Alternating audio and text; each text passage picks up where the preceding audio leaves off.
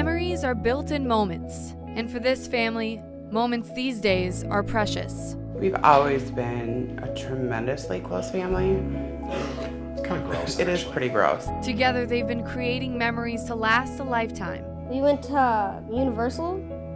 In LA. We also got wands from Harry Potter World. And we tried butterbeer. And these two brothers, 14-year-old Matt and 10-year-old Dexter, are getting to experience it with their best friend. He's like everything to me. He's like my favorite person. Probably the closest brothers you know. Of course, like any other siblings, We fight a lot. Used to fight a lot. Still do. Not a lot. Okay. if they have toned down the fighting, it may be because these brothers understand their moments may be limited. 3 years ago, he kept waking up and had a bump on his head. Dexter was just like any other 7-year-old boy. I didn't understand. I was more confused than scared. When a horrific diagnosis changed his life. They had taken him to urgent care, and she, touched his belly and looked at his head and his jaw and said, he's either got cancer or mumps. By the time we had a definitive answer, they had found at least 15 solid tumors. The weight of the word cancer crushing their family. And for a young boy, it was a diagnosis that was almost impossible to fathom. I was just in shock for about 6 months. But he fought, a battle no child should have to. I had 6 rounds of chemotherapy and AKA 6 weeks of torture. But he was in an incredible amount of pain. The fight was a brutal one, but he faced it head on. I didn't think about what I was doing, I just did it because that's what they all told me to do. The countless treatments, radiation, a stem cell transplant, surgery, taking from him the childhood every kid deserves. I couldn't leave the house very much. I couldn't run. I couldn't walk very far. And after an exhausting 1.5-year fight, at 9 years old, finally there was no sign of cancer. His blood work was fantastic. His stamina was great. Then, last April, it returned. Out of nowhere, like left field, it just came thunk. But this time, there would be no cure. There are things you can do to perhaps prolong life, but it would include more suffering, more trauma, and it wouldn't guarantee any more life. With the support of his family, Dexter decided how he wanted to live. Even if I was in the hospital for a week and I got 2 more weeks, it still isn't worth it because I would be in so much pain. And so I thought about it. It was really tough. Deciding against debilitating treatment. He's the one that has to go through it. Yeah, our whole family goes through it, but he's the one that has to lay in the hospital bed.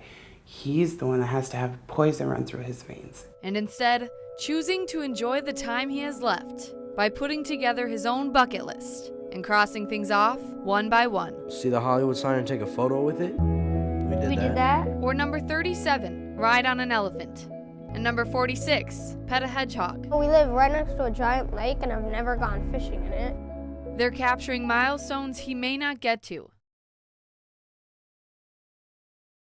We want him to have as many experiences as possible because he's not going to be able to be a teenager or any of those things. A family celebrating every moment. We don't know how long he has. His doctor said initially a year, 2 would be amazing. The unknown is the hardest part. And even with the heavy weight of his diagnosis, young Dexter's still thinking about those he'll leave behind. I'm mostly scared about after I die, how it's gonna affect everybody else. What is it gonna be like when you lose him? It may be my coping mechanism or my defense, but I try not to go there. My philosophy, like I said, is today, and that doesn't leave me a lot of time to think about what life will be like, post Dexter. And that's not really a place that any of us want to be. I'm not ready, but I'm preparing, I guess. And we I don't know. really think about all the sad stuff. Yeah, we're definitely not trying to think about that. The best thing we can do is continue to be there for Matt and to honor Dexter as best we can. And doing that by living each day the way Dexter does. Appreciating every moment together. Have a big Star Wars battle. making new memories, Spent the night in a treehouse. That was was so fun. much fun. So much fun. fun. I had to take Dexter to the Packers-Vikings game. Yeah, Like- never in our life did we think that was going to happen. and finishing his bucket list. The reality of it is, he fought. Very, very, very hard. And he fought so he could live. So now he's choosing to live. We're building enough memories to last our lifetimes. I want to be happy and do stuff while I still can. Doing stuff to build those memories that will have to last a lifetime. Amy Adamley for Eyewitness News.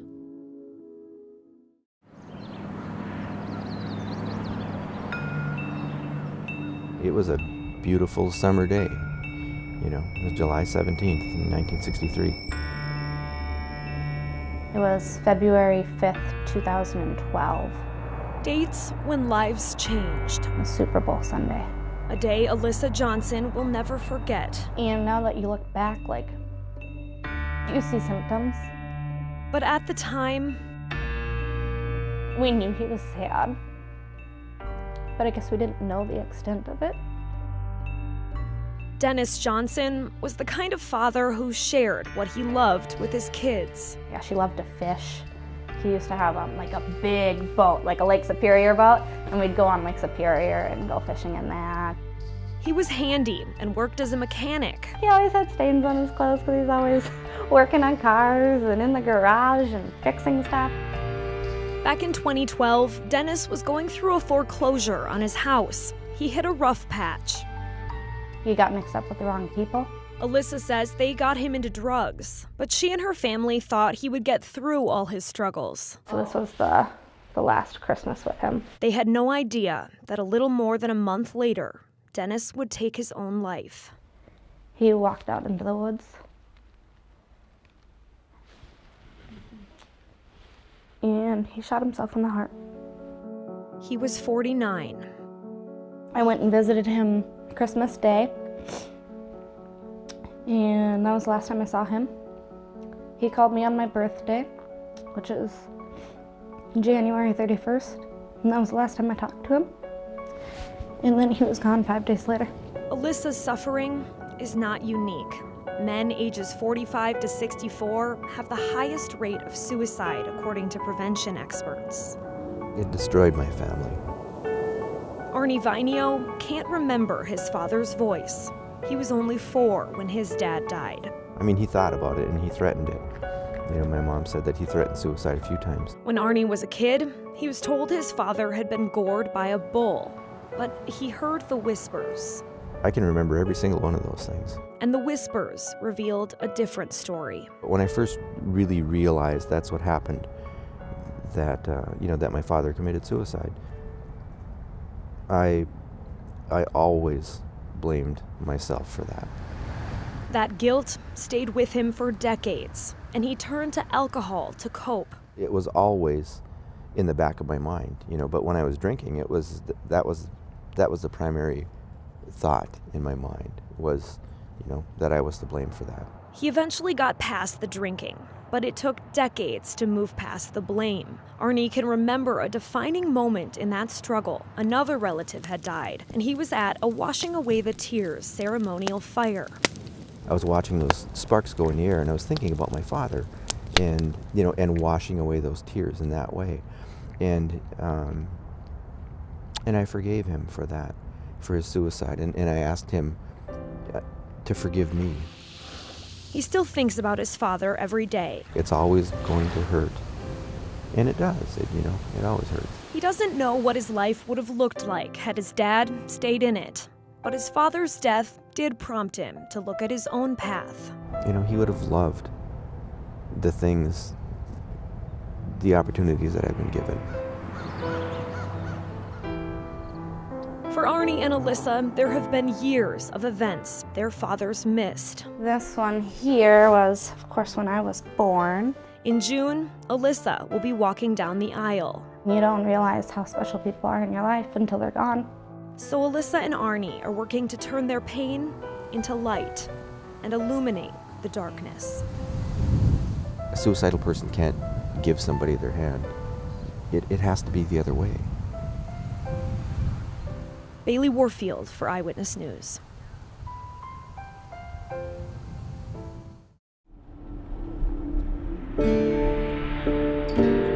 A place to raise your family.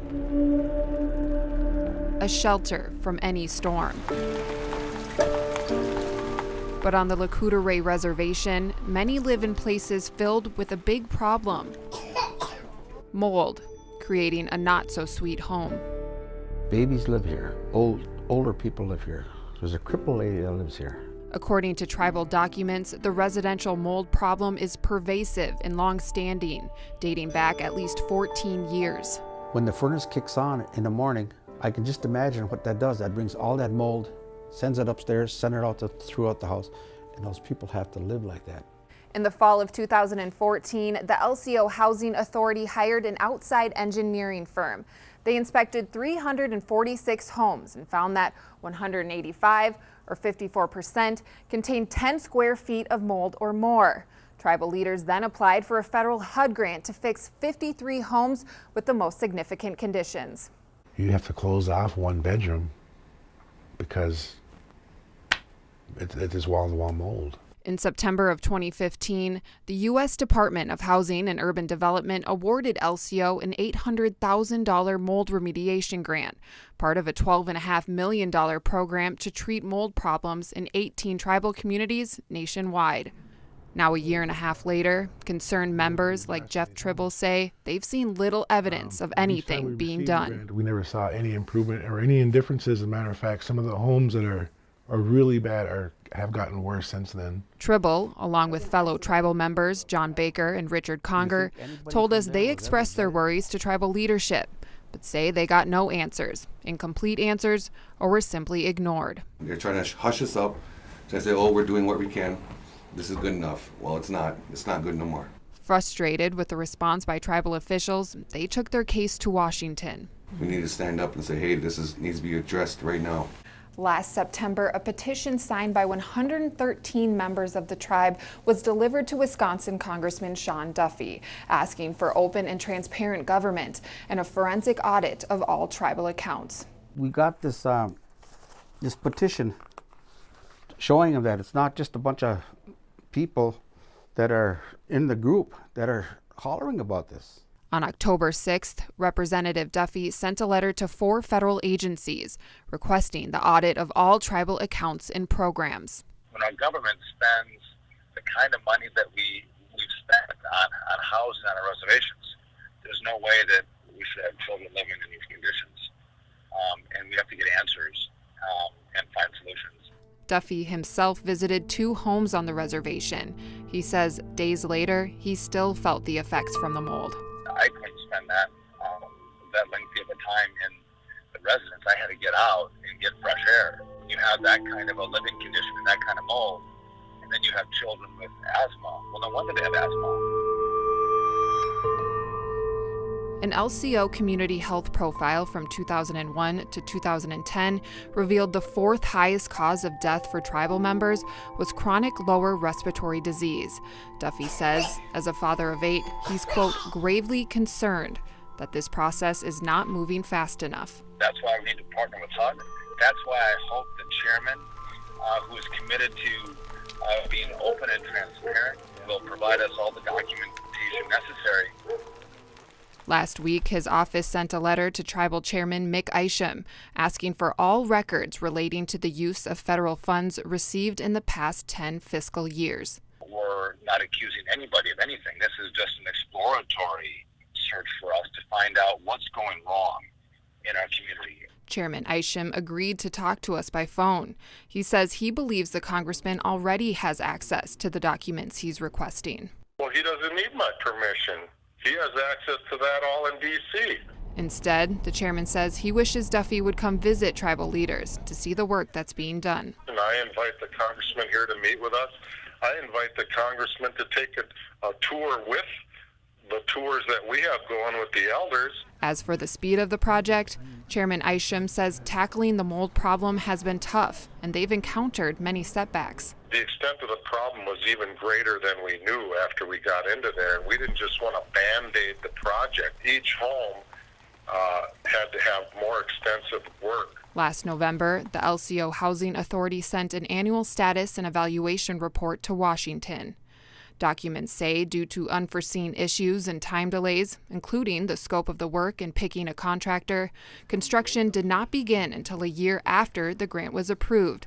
But as you can see, work is being done. The report says the project's budget has doubled from $1.1 million to $2.2, while the number of homes remediated dropped from 53 to 20. Whatever homes were in that initial grant, we had to scale it back a little bit because we had to put more money into each home. The report says there will be 4 phases of 5 homes each, with construction underway.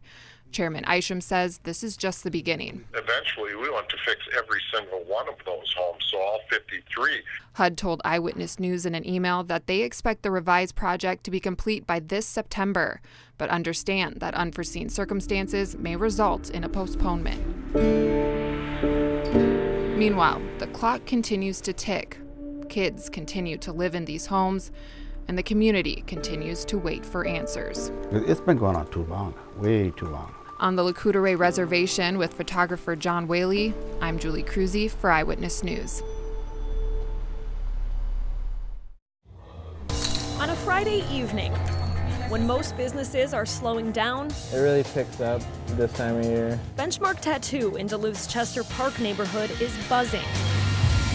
Hannah Hills, a UMD student, is here to get her second and third tattoos. I think it's a great way to self-express. Her first was in honor of her sister, who passed away. It's in my mom's handwriting.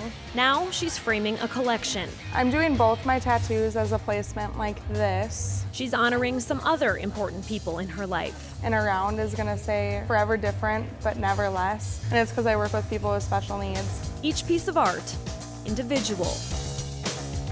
This one symbolizes my heart, because my heart's a locket, and the only person who gets a key is a certain person. Tattoos can be a way to wear your heart as your sleeve, on your leg, or your wrist. This is my brother's birthday in Roman numerals, and he got my birthday on his wrist too. It might say something about what you do. Well, I'm a mechanic, and I was just always really intrigued by the biomechanical style tattoos.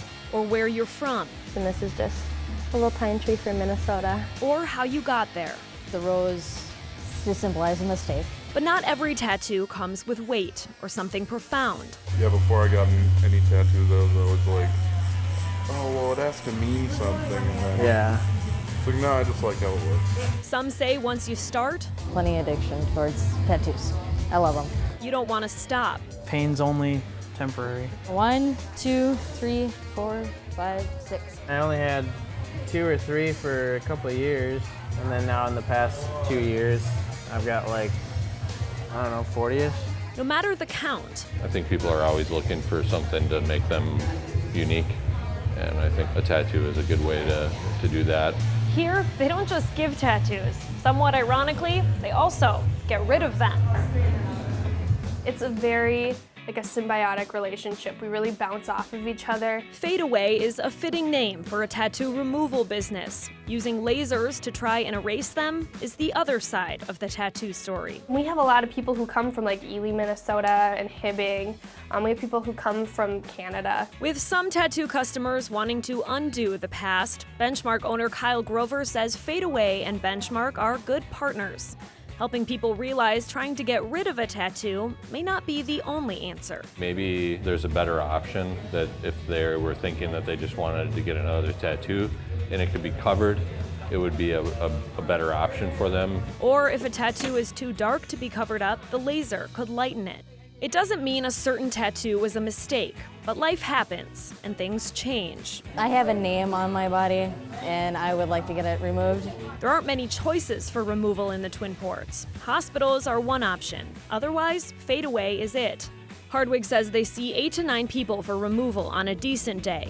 But just like getting fresh ink, getting rid of it is a commitment. You usually don't see drastic results after your first time being lasered. It's possible, it has happened, but usually you're not gonna walk away with baby new skin after your first laser session. It takes several rounds under the laser. You really just like run it over the skin. With 6 to 8 weeks for healing between each round. A lot of times it is the older person who got a tattoo when they were in their young 20s. But the enthusiasm for getting a tattoo doesn't seem to be fading. I think it's more and more in the mainstream, and it's definitely more and more accepted. In fact, Grover says Benchmark has been so busy, they've recently added stations to ink up more people looking to make a statement. Everything that I've read about, like industry reports, still say growth for the next 10 years. And the best part for an artist? Getting to do what I want to do. Cool tattoos. Cool tattoos to illustrate what will hopefully be a lifelong story. This is going in the ground with you. Yep, yes it is. In Duluth with photojournalist Kyle Auney, I'm Bailey Warfield for Eyewitness News. We have team coverage tonight. Meteorologist Justin Lyles is standing by. Bailey Warfield has the latest on road conditions. But first, Taylor Holt is in Canal Park with a look at the significant damage around the Twin Ports. Darren, the waves are still coming in very strong right now, and you can just see the after effects from last night. Parts of the lake walk are covered in debris, massive rocks have been knocked over, and this is just some of the destruction that people have dealt with. This is probably the worst conditions I've seen in the, I've been back in the harbor for 22 years. This is the scene Chad Scott with AMI Consulting Engineers woke up to Friday morning. Our complete marina, which has survived many, many storms, was basically lifted up because of the surge last night and actually pulled off its foundation. He says they saw a rise in water levels of about 4 to 5 feet higher than the normal harbor levels. They were actually touching the building here. A lot of the damage along the shoreline of Lake Superior and the structures and marinas and other marinas throughout their whole region here have been calling, talking about the damage they're seeing. Damage that's widespread. City officials say water has ripped up pavement and boardwalk in some locations. Once the wave action has stopped, crews will begin working to assess damage, clean up debris, and reopen closed areas. As for Scott, he says rebuilding will take a while. Next spring, before the boating season, we'll rebuild the marina. His advice in these conditions, safety first. Lake Superior is a tremendously powerful lake. Safety is everything. Stay way back from the waves. It's fun to watch the power of the lake, but you really got to stay far enough back so that you're safe. And for safety reasons, the city is advising people not to travel in the area of the lake walk from Indian Station to the lift bridge. Darren, there will be barriers and signage in some of those closed areas. Back to you. Okay, Taylor, thanks for that. Of course, the strong waves didn't stop in Duluth either. The waves battered the Knife River Marina, causing some damage there. That's a dock that had been ripped up by the waves and is now out of place. You can also see debris scattered along the shoreline. The Great Lakes Aquarium closed for the day due to flooding from the storm. The high waves off Lake Superior washed over the break wall on Harbor Drive. Then the water flowed through their loading dock, bending the garage door. They tried sandbagging, but water came in for about 3 hours, flooding the offices in the basement. What we have now is just cleanup, basically. It didn't affect any exhibits. The actual aquarium, which are on the first and second floor, did not get affected at all. It just was our basement, and really our office area took the worst of it. He says they're looking for a long-term solution now so this doesn't happen again. The aquarium will reopen tomorrow. Conditions this morning caused issues for drivers across the state. Slush and snow and ice meant accidents and spinouts all over the place. And we're sad to report one fatality in the Scanlon area. Our Bailey Warfield is live with more on the road conditions tonight. Bales, how's it looking now? Well, Darren, what I'm seeing right now on I-35 is a far cry from before noon today. You can see the road is totally clear, a little bit wet, but I mean, really no travel restrictions there. Earlier, the cars were crawling or not even that. In fact, there was a massive backup around noon today on northbound 35. Cars were not moving from the Highway 2 Proctor exit all the way down the hill to Central Avenue. One family braved the drive from the Twin Cities this morning and watched the rain turn into snow. And the roads weren't slick yet until we got up to about Hinckley, and then by the time we got here, it's time for, your gloves, your hat, and your boots. I woke up and I saw just all white up my window, and I looked and it was horrible. Like the snow was piled up, the trees were just all white. There was no brown out of anywhere. And they were dangerous conditions as well. A 44-year-old semi-driver was killed after his truck went off I-35 into the St. Louis River.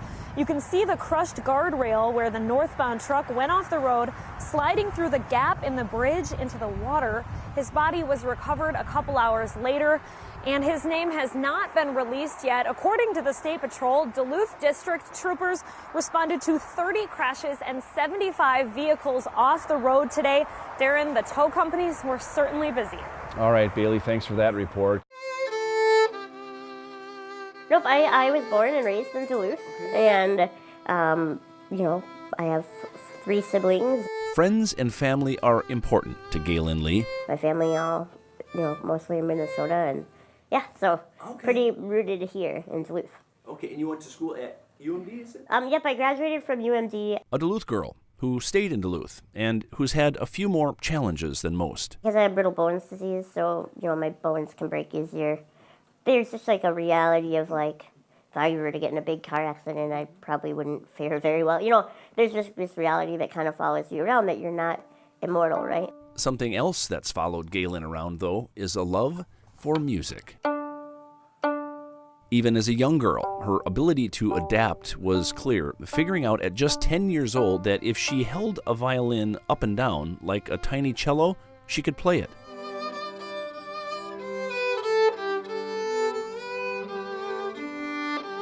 And play it beautifully.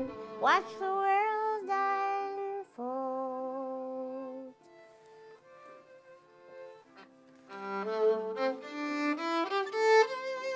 Today, these soothing melodies and harmonies, combined with thought-provoking lyrics, draw listeners to a place that's almost magical.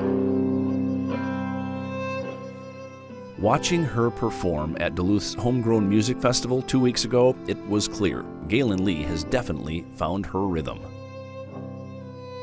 What music does for me, I think, creatively, is just allows me to connect to something beautiful and challenging, and it allows my brain to be fully engaged and in a way that I don't feel when I do other things. Life for Galen really picked up steam last year when she won a national public radio contest. Of nearly 6,000 artists who entered, she was overwhelmingly the judge's favorite. Well, that win introduced her to a larger national audience. Well, it's been a really intense year in a good way. A multi-city tour was set in motion because of her new and sudden national exposure. But we've seen 37 states since September 30th, which is pretty cool, and then 4 countries. I mean, we've been home for maybe a week here or 4 days here, but I think less than a month total since September, which is a lot of traveling. And traveling changes to balance too, when another new opportunity presented itself. Well, back in pretty close to the beginning of when we were planning the tour, I think it might have even been in the summer, I got asked to do a TED Talk out at Yale. There are lots of untrue beliefs that persist today about people with disabilities regarding sexuality. TED Talks are short, impactful presentations available across the globe online. Many of the world's greatest thinkers have given TED Talks. Harvard psychologist Dan Gilbert, educationalist Sir Ken Robinson, even Pope Francis, to name a few. I have a physical disability called osteogenesis imperfecta, or brittle bones disease. And before I was born, I broke 30 to 40 bones in utero, and they healed in the womb, and so my arms and legs have been bent since I was born. Galen's message is this: live authentically. We all have doubts and challenges in life, but she says don't fall for society's unrealistic standards of happiness, success, beauty, or self-worth. You, she says, have a right to be yourself. I didn't fit the standard of beauty, and I worried because of this that no one would ever love me or want to get married, which is something that I very much wanted to do. A love story of her very own? Yes. We met at Sir Ben's an open mic night through friends and kind of started hanging out. She met Paul in 2006. They've been married now for 3 years. Musically, she has a message that people are responding to. Feels too empty. It makes me feel very proud and privileged that actually like to say I get to share her with other people, what I know about her. Paul says Gaylin is an extremely intelligent woman who's now bringing encouragement and thought-provoking music to the world. You are beautiful and deserving of love. Even if society makes you feel invisible, you matter. Regardless of race, ability, gender, economic background, you matter. And so your task right now is not to fit in. Your task is to live authentically with love. Gaylin's life, her discoveries, and her challenges have made her who she is. And with a microphone and music, she's helping us discover who we really are as well. I wish for you that you can live from a place of courage and conviction in your full personhood so that you, too, can inspire others to be who they really are. Thank you.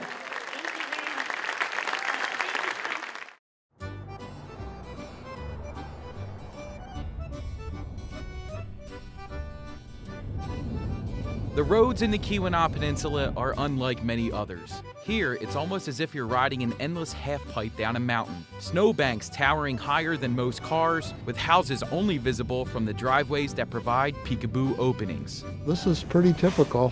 Chaz Natoli is a lifelong Yooper, so the endless stream of cotton balls that fall from the sky this time of year doesn't faze him. You cannot not deal with it. Natoli says pushing it aside is a part of his daily routine. You can't go 4 days without shoveling your driveway because there'll be 4 feet of snow here. His backyard shows just what could happen if he didn't deal with it. Here, the snow acts like a white tarp extending from the roof to the ground. Looking out from the inside of his garage, a white wall stands on the other side of the doorway. So how does he move it all? Scrapers, shovels. Well, it all comes down to the tools of the trade.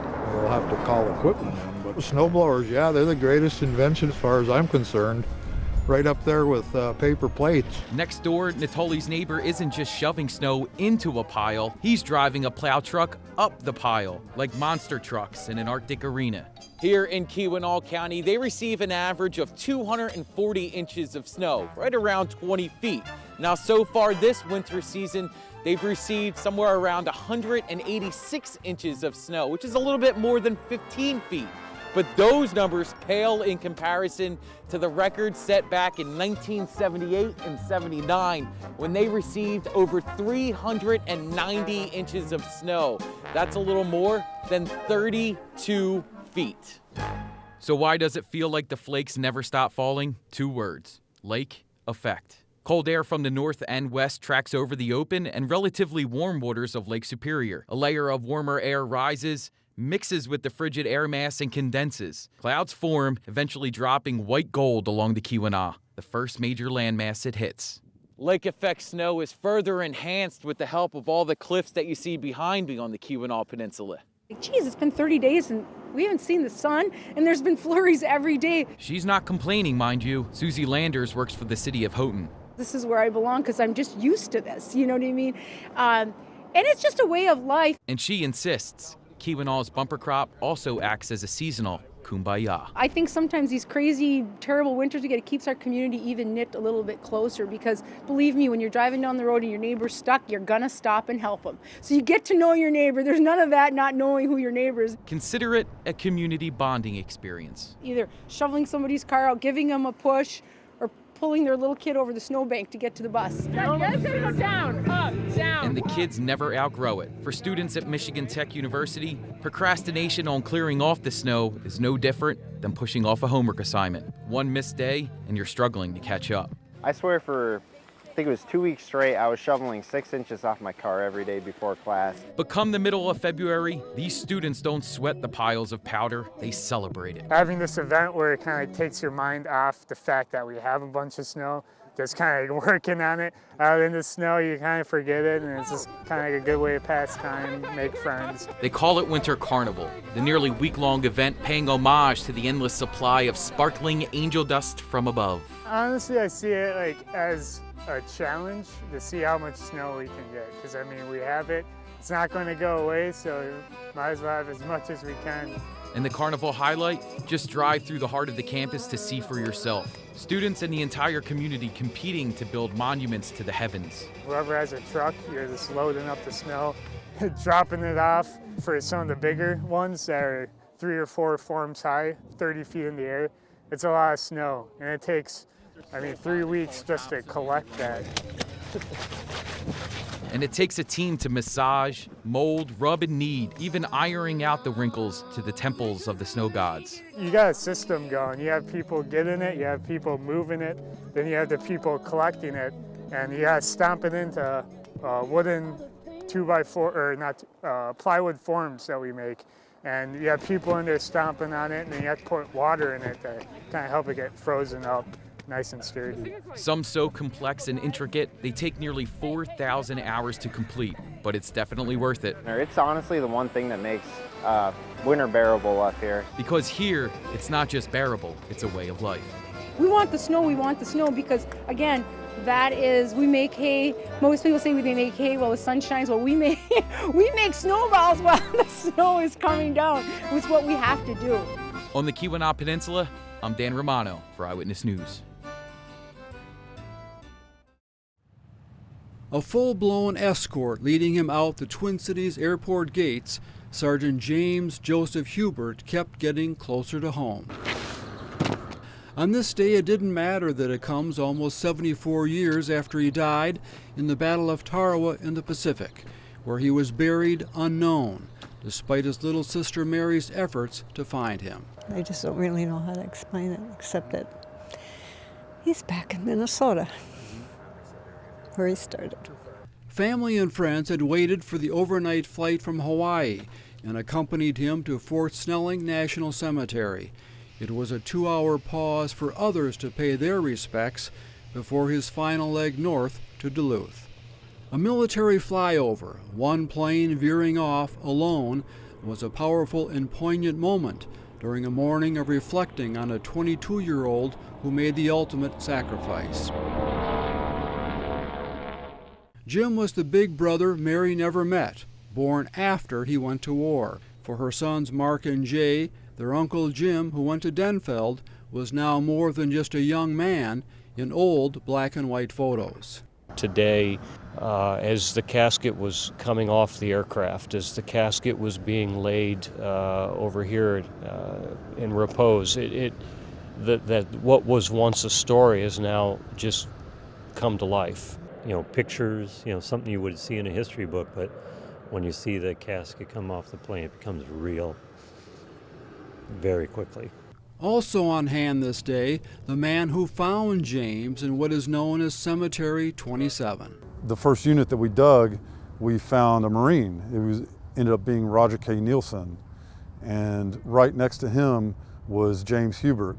He has recovered the remains of 40 Marines on Tarawa, but to John Fry with Honor Flight, they never become just fragments. They had families, they had loved ones, some of them had children. When you find a person's remains in the ground, it's a person. There's no mistaking that. Mary says through John, she may be as close to her brother as she can ever be. I just wanted to run up and touch him, because he had basically touched my brother. But she may have been most touched by hearing that unsuspecting passengers got to hear her brother's story on his flight home. Captain had given a 10 or 15 minute briefing on the airplane to all the people, and then they all cheered. It just brought me to tears. I thought it was just so emotional. And now it was time to go. Jim was finally preparing for the last leg of his journey. Time to head north one last time. 500 other Marines remain missing on Tarawa, and while the family feels blessed, they understand something else as well. But at the same time, it brings an awareness that there's so many more left to be found and that the job is just a fraction over at this point. But today, at least for James, one Marine was coming home. With photographer Cole White, Steve Goodspeed for Eyewitness News.